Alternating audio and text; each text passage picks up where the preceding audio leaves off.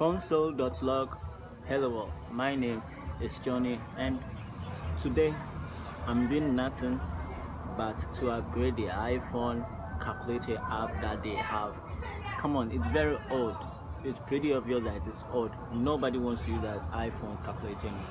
If not nobody, me, I don't want to use it anymore. So today I'm creating a new calculator app from ground up using nothing but Reactjs.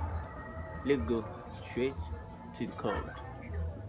Yeah, so pretty much every programming language has its inbuilt, let's say, calculator or something. The functions are normally eval. Since I've worked with Python and JavaScript, I know they use eval as so.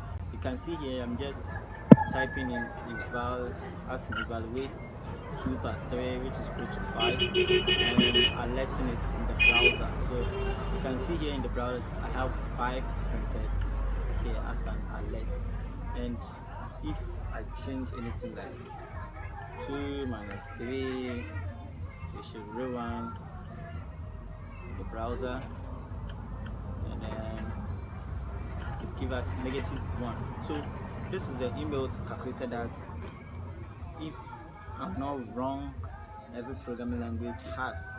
So this is what we are going to do, very easy and quick.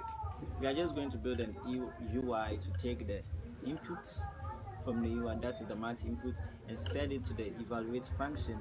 Then evaluate will solve it, and then we pick the answer from the evaluate. That is very simple to do, right?